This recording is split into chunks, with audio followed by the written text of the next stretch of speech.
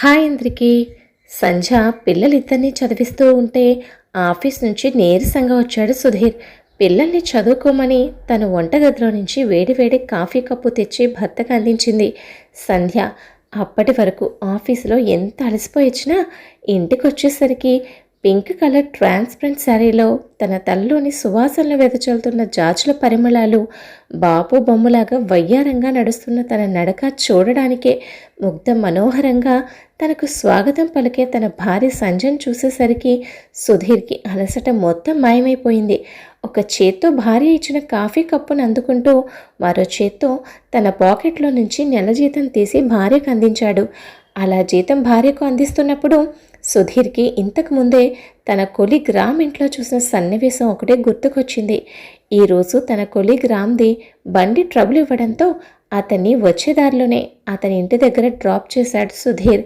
సరిగ్గా సుధీర్ రాములు వాళ్ళ ఇంటికి వెళ్ళేసరికి అప్పుడే ఆఫీస్ నుంచి వచ్చిన అతని భార్య ఆమె నెల జీతం తెచ్చి రామ్ చేతికి నవ్వుతూ అందించింది. భార్య ఇస్తున్న జీతం అందుకుంటూ, నీకెన్నిసార్లు చెప్పాను శాలరీ లోపల పెట్టమని అన్న రామ్ మాటలకు, నేను మీకు ఎన్నిసార్లు చెప్పాను నా శాలరీ మీ చేతికిస్తేనే నాకు తృప్తి అని అందే రామ్ భార్య. కానీ ఇక్కడ తన ఇంట్లో మాత్రం భార్య ఇచ్చిన కాఫీ కప్పును అందుకుని తన శాలరీ ఆమె చేతిలో పెట్టాను అని తనలో తనే అనుకుని నిట్టూర్చాడు సుధీర్. ఆ రోజు రాత్రి భర్తకు దగ్గరగా ఉన్నప్పుడు, ఏవండి, ఈ నెలతో మనం కడుతున్న ₹1,00,000 చీటీలు రెండూ పూర్తయి మన చేతికి 2,00,000 రాబోతున్నాయంటూ భర్తకు ఆనందంగా చెప్పింది సంధ్య. ఇంటిని పిల్లలను జాగ్రత్తగా చూసుకుంటూ భర్త ఇచ్చిన జీతాన్ని పొదుపుగా వాడుతూ అనవసరపు ఖర్చులను తగ్గించుకుంటూ అలా ఆదా చేసిన డబ్బుతో చీటీలు కట్టి డబ్బు జమ చేసినందుకు భర్త తనను ఖచ్చితంగా మెచ్చుకుంటాడని ఆశించిన సంధ్యకు చివరకు నిరాశే మిగిలింది. సుధీర్ సంధ్యను మెచ్చుకోకపోగా, నేను సంపాదించిన డబ్బులో కొద్ది భాగం సేవ్ చేసి తిరిగి అదే నాకు ఇవ్వడం కూడా పెద్ద గొప్ప విషయం అనుకుంటున్నావా నువ్వు అంటూ ఆ రోజు తన కొలీగ్ ఇంట్లో తను చూసిన సన్నివేశం గురించి చెబుతూ, ఇంట్లోనే ఖాళీగా ఉంటూ ఉన్న దాంట్లో పొదుపు చేసే కంటే నువ్వు కూడా ఏదైనా ఒక జాబ్ చేసి ఎంతో కొంత సంపాదిస్తే వేడినీళ్లకు చన్నీళ్లలాగా నాకు కాస్త సాయంగా ఉంటుంది కదా అన్నాడు. భర్త అంతరంగాన్ని అర్థం చేసుకునే సంధ్య, అయితే ఇప్పుడు నన్ను ఏం చేయమంటారు అంటూ అమాయకంగా అడిగింది. ఏముంది, నువ్వు కూడా ఏదైనా జాబ్ చూసుకుంటే అప్పుడు మన ఇద్దరి జీతాలలో ఒకరి జీతం ఖర్చులకు పోయినా మరొకరి జీతం సేవ్ చేసుకోవచ్చు అన్నాడు. మీరు చెబుతున్నది బాగానే ఉంది. మీరు చెప్పినట్టు మనం ఇద్దరం జాబ్ చేస్తే మన ఆదాయం ఖచ్చితంగా పెరుగుతుంది. మరి నేను జాబ్కి వెళితే ఇంటిని పిల్లల్ని ఎవరు చూసుకుంటారు అన్న సంజయ్ ప్రశ్నకు, హోస్, అది కూడా పెద్ద పనేనా? మీ ఆడవాళ్ళు కాస్త వంట చేసి ఇంటిని సర్దుకోవడమే పెద్ద పనిగా ఫీల్ అవుతారు. ఆదాయం పెరుగుతున్నప్పుడు అందులో కొంత ఖర్చు పెట్టడం తప్పే ఉంది. కుదిరితే మనమే మన పనులన్నీ కలిసి చేసుకుందాం. అలా కుదరకపోతే ఇంటి పనులకు ఒక పని మనిషిని పెట్టుకుందాం అన్నాడు. అంతకు కుదరకపోతే బయట హోటల్స్ ఎలాగూ ఉన్నాయి అన్నాడు. అయితే నేను కూడా జాబ్ చేస్తే బాగుంటుంది అంటారు అన్న భార్య మాటకు, అదేగా నేను ఇప్పటి వరకు చెప్పింది. సరే, అయితే మీరు చెప్పినట్టుగానే నేను కూడా జాబ్ చేస్తాను. రేపటి నుంచి అదే పనిలో ఉంటాను అంది.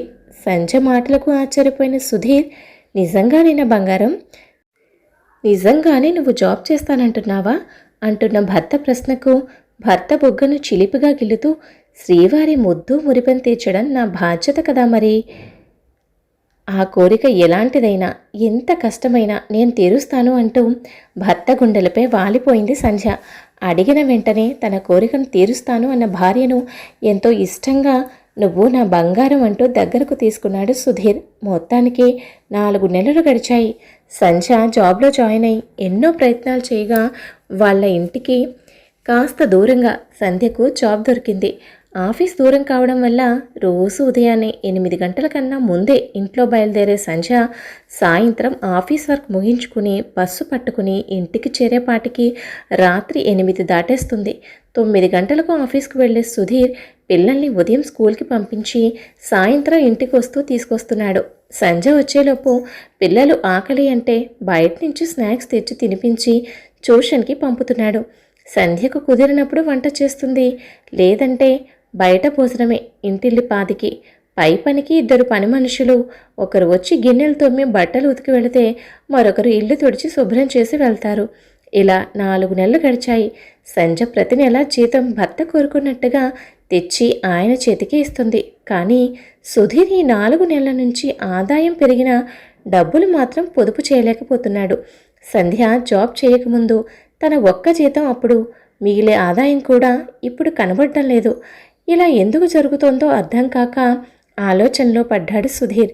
ఓవైపు ఇంట్లో పెరిగిన బాధ్యతలు, మరొక వైపు ఆఫీస్ పని ఒత్తిడి. ఈ మధ్య సుధీర్కు చాలా విసుగ్గా ఉంటుంది. సంధ్య జాబ్కి వెళ్ళకముందు ఉదయాన్నే లేచి ఇల్లంతా శుభ్రం చేసి పిల్లలకు భర్తకు టిఫిన్లు భోజనాలు సిద్ధం చేసి ఎవరి క్యారేజ్లు వారికి సర్ది ఇచ్చేది. వంట చేయడం మాత్రమే కాదు, పిల్లలకు కావలసిన స్నాక్స్ మొత్తం ఇంట్లోనే ఎప్పటికప్పుడు హెల్దీగా రెడీ చేసి వారికి సమయానికి తగిన పోషకాహారం అందించేది. సంధ్య ఏనాడు పిల్లల్ని ట్యూషన్స్కి పంపలేదు. తనే దగ్గరుండి వాళ్ళని చదివించేది. స్కూల్ హోంవర్క్స్ అయిన తర్వాత భగవద్గీత, భారత రామాయణ పవిత్ర గ్రంథాల్లోని శ్లోకాలను నేర్పించేది.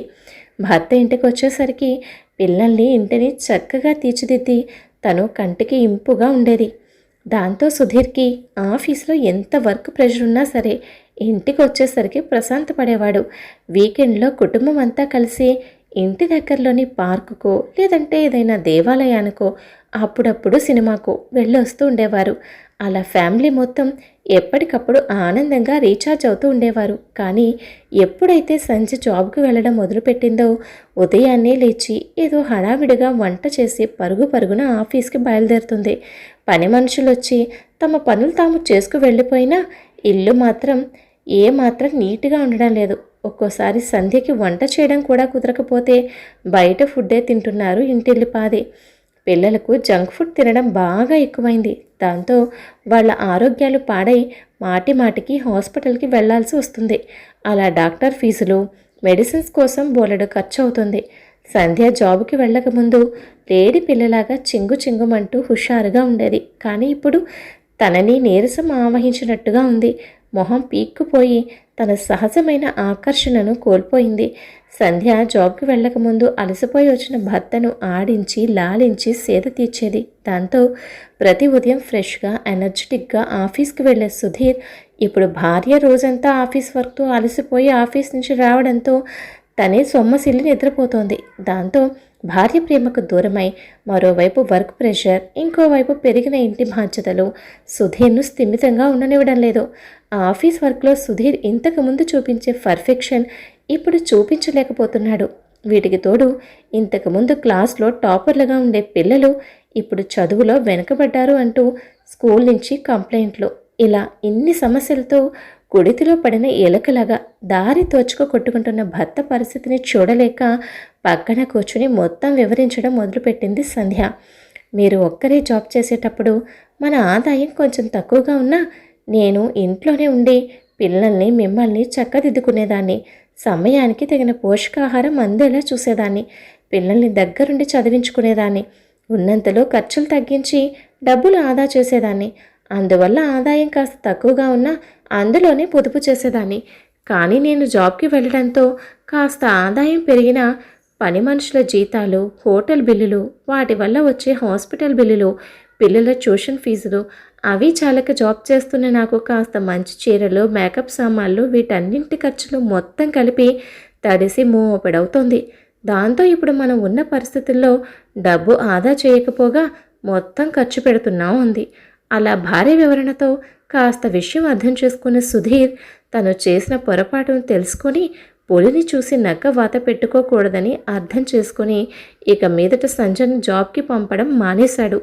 ఆ తర్వాత సంధ్యా సుధీర్ల జీవితం ఒక దారిన పడింది. తర్వాత ఇంటి పట్టునే ఉండి ఇంటిని అందంగా చక్కదిద్దుకుంటున్న భార్య గొప్పతనాన్ని సుధీర్ మెచ్చుకున్నాడు. సంధ్య తన ఆదా చేసిన చీటీకి కట్టిన డబ్బులకు తోడు తన బంగారం బ్యాంకులో పెట్టి గోల్డ్ లోన్ తీసుకుని ఇల్లు కట్టుకోవడానికి ఒక స్థలం కొనుక్కుంది. మరో 4-5 సంవత్సరాలకు మరికొంత డబ్బు కూడబెట్టి సుధీర్ ఆఫీస్లో లోన్ తీసుకుని మొత్తానికి సంధ్యా సుధీర్లు ఓ ఇంటి వారయ్యారు.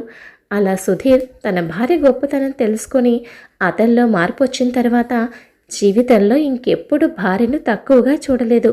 బయటకు వెళ్ళి జాబ్ చేయకపోయినా తమ కష్టం తెలివితేటలతో తమ కుటుంబాన్ని సమాజంలో ఒక మంచి స్థాయిలో ఉంచడానికి అన్ని విధాలుగా తాపత్రయపడే ఆడవాళ్ళందరికీ నా హృదయపూర్వక అభినందనలు. కథ విన్నారు కదా అండి. కథపై మీ అభిప్రాయాన్ని తప్పకుండా కామెంట్ చేయండి. మరొక మంచి కథతో మళ్ళీ కలుద్దాం. ఉంటాను మరి.